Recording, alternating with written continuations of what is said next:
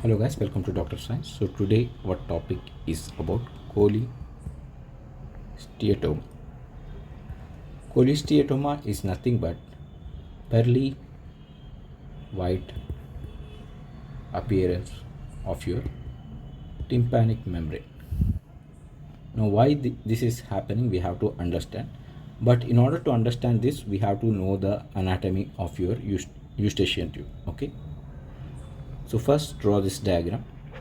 Here is the pinna.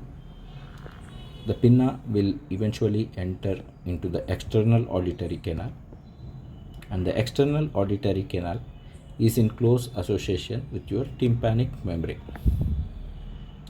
Now tympanic membrane is firmly adherent to the middle ear.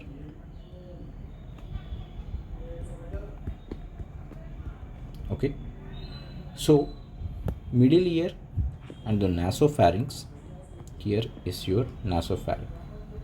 The middle ear and the nasopharynx are connected by a tube, and this tube is known as your eustachian tube. Now this eustachian tube is divided into two parts. The first one is your outer part, which is made up of bone, which constitute nearly 24 millimeters, and similarly it have an inner part which is made up of cartilage, and this is 12 millimeters in length.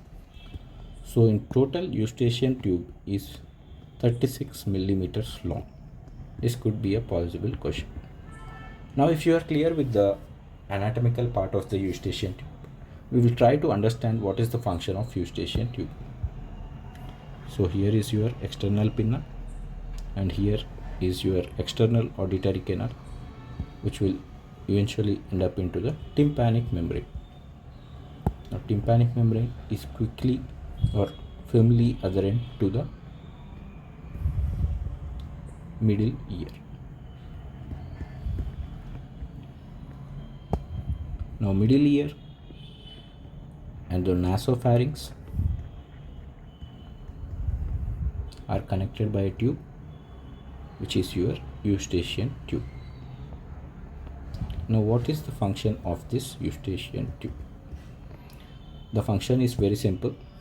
The function of eustachian tube is to maintain pressure in your middle ear cavity. Now how the eustachian tube is maintaining the pressure in the middle ear cavity? So as you can see here, the air which is present outside is entering into your external auditory canal and pushing the tympanic membrane. If there is no opposing force here, obviously the tympanic membrane will collapse inside. So what the eustachian tube will do? The eustachian tube, whenever you open your mouth, air will enter the nasopharynx.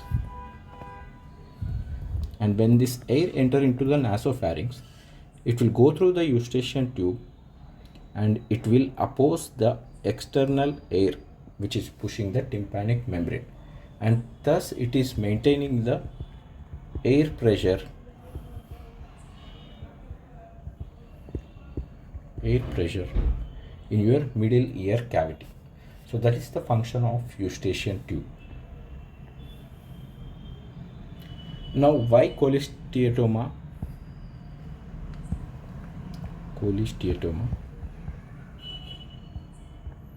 happens, we have to understand. We will draw a small diagram in order to understand this again. So here is your external pinna, this is your external auditory canal, this is your tympanic membrane, and this one is your middle ear cavity. And here we will draw the nasopharynx, and both of them are connected by a tube which is your eustachian tube. Now, if there is any blockage in the eustachian tube,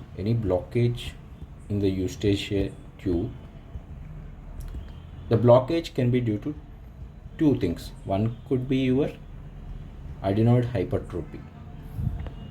I will talk about this in my next lecture, which is serous otitis media. In that I will explain the why adenoid hypertrophy can block this eustachian tube. Don't worry about it. Okay. And other is your cancer, nasopharyngeal cancer. Okay. So those two conditions can block the eustachian tube.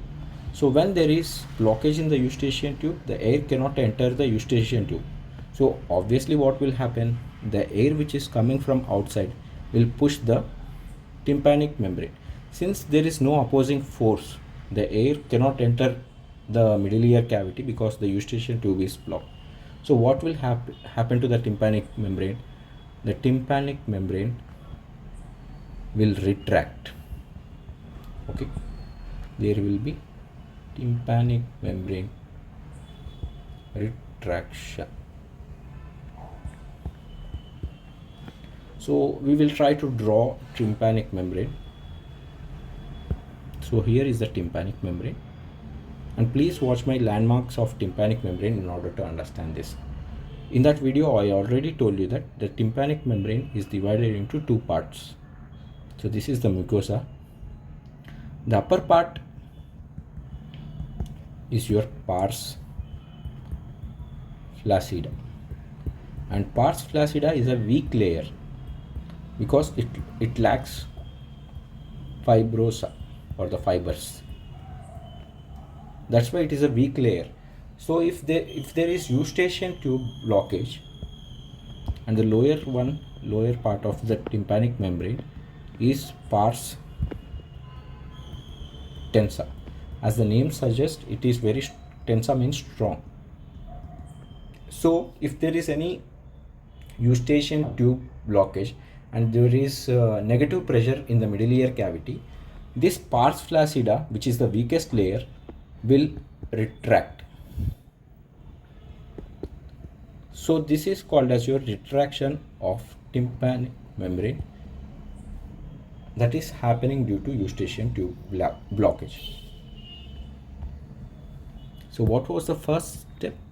The first step was eustachian tube blockage. Now after eustachian tube blockage, the tympanic membrane will retract.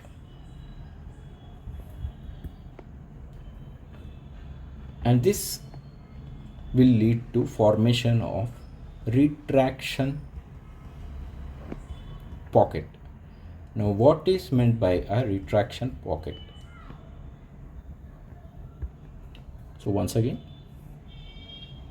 this is the tympanic membrane. This is the tympanic membrane, and here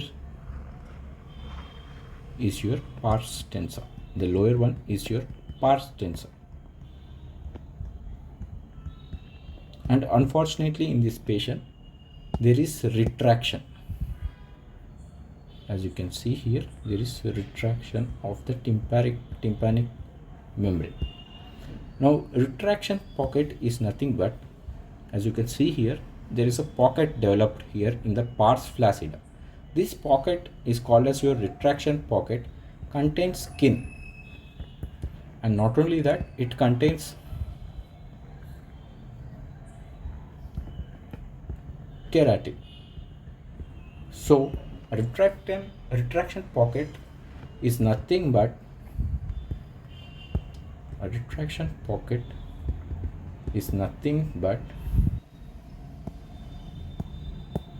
a material of skin and keratin.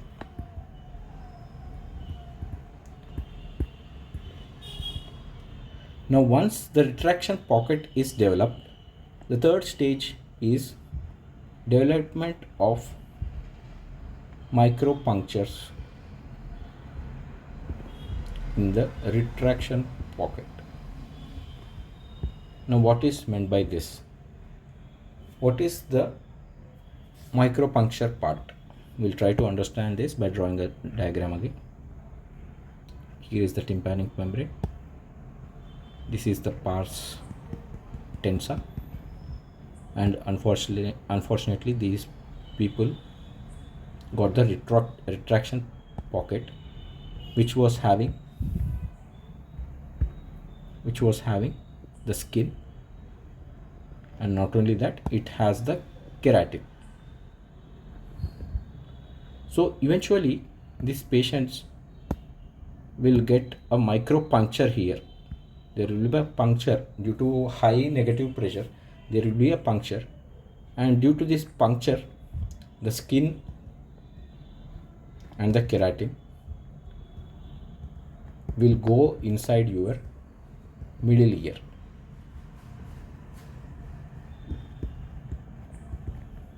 Okay. So when the skin and the keratin goes into your middle ear, the entire tympanic membrane will appear pearly white. So cholesteatoma is nothing but pearly white appearance of the tympanic membrane, and this is due to development of retraction pocket and retraction micropunctures that will develop due to high negative pressure in the middle ear cavity. Okay. So what was the first thing? There was eustachian tube blockage, which was leading to retraction pocket, and this retraction pocket were having retraction micropunctures, eventually leading to formation of cholesteatoma. Now this entire cholesteatoma is developed because there was eustachian tube blockage, right? So there was eustachian tube blockage. That was the reason these people got cholesteatoma, or pearly white appearance of the tympanic membrane. Now, why was there eustachian tube blockage? It was because of any nasopharyngeal carcinoma or due to adenoid hypertrophy. And these conditions, where there is eustachian tube blockage by these two conditions, will also develop serous otitis media. So my next video will be about serous otitis media. Please watch it. Thank you guys.